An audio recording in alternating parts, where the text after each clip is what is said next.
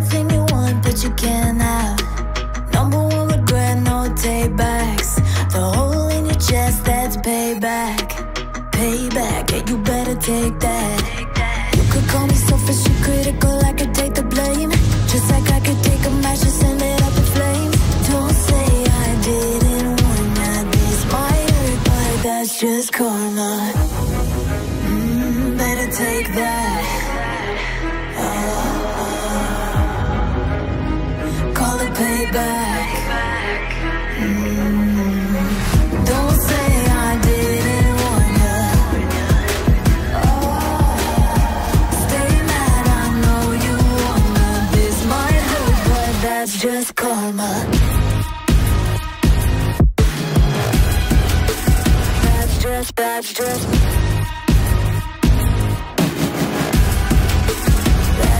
karma.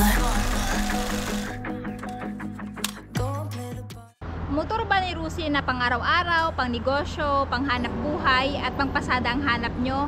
Baka si Rusi City 175 ang para sa inyo. So in this video guys, tatalakayin natin yung updated price nitong motor na to at syempre bibigyan na din natin ng update review. So without further ado, let's start this video. Rusi Macho City 175. So ito yung isa sa mabentang motor ni Rusi dahil nga napagandang motor na to, pang pasada, pang araw-araw dahil napakatipid din ito sa gasolina.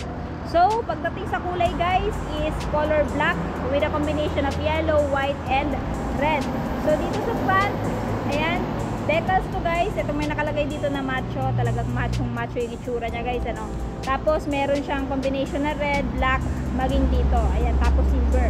Tapos sa ilaw, same pa rin ang dati, naka bulb type or halogen turn signal. Ayan, napakalaki ng turn signal niya guys. So pag umilaw to talagang napaka visible. Naka reflector pa rin guys, left and right, para mas visible kayo pag magra-rides kayo pagkagabi kung ito yung gagamitin yung motor.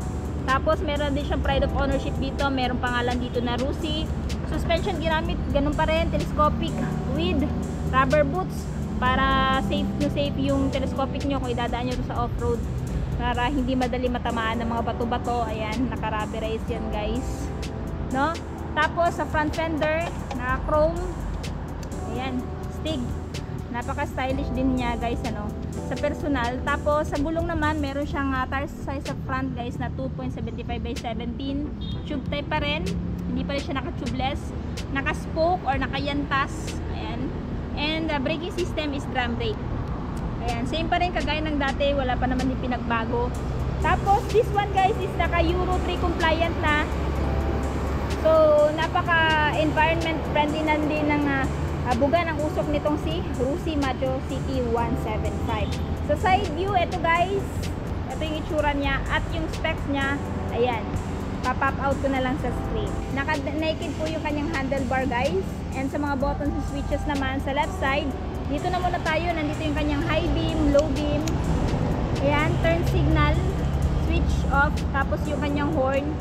Sa right side naman, may patay ng ilaw, hazard lamp switch, electric start, at hindi pa rin tinanggal yung kickstart. So for me, advantage yan. Parang sa ganun, kung madiskarga yung baterya nito, hindi ka naman mong problema paano papaanda rin to motor na to. Sa dashboard, ayan, visible lahat ng information na kakailanganin mo, like speedometer, odometer, tapos yung gear indicators, hanggang ano siya guys, 5th gear. Tapos yung R, which is yung pride of ownership niya, yung mga indicator lights, turn signal indicator light, neutral at high beam, low beam. Tapos mechanical key pa rin yung gamit dito guys. Sa tanke naman, fuel tank, ayan, napakalaki ng fuel tank niya guys. At meron na din siyang decals dito na Rusi. So pagdating sa decals niya guys, hindi siya yung putyo-putyo na decals, para siyang kasama dito sa kanyang tank, no? Talagang maganda yung pagkaka-decals dito sa Rusi Macho TC 175. Ayan guys, oh. Parang dun sa mga decals sa big bike, no, na kasama dun sa kanyang fairings or sa tank. Ayan, oh. Maging dito. Nice. Glossy black guys. And ito yung engine niya guys. Pagdating sa engine, talagang napakaganda ng itsura.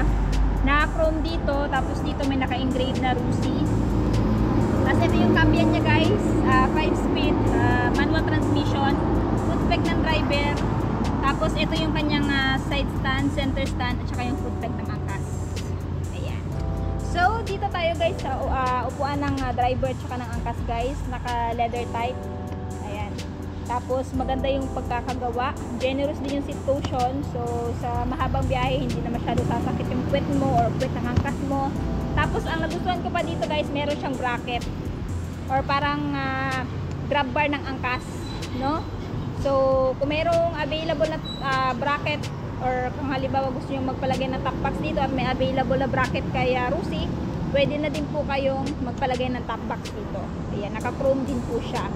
Next, dito tayo guys, suspension, ginamit quadruple suspension. So, napakaganda po ng plane nito, lalo na sa off-road since apat na po yung suspension niya.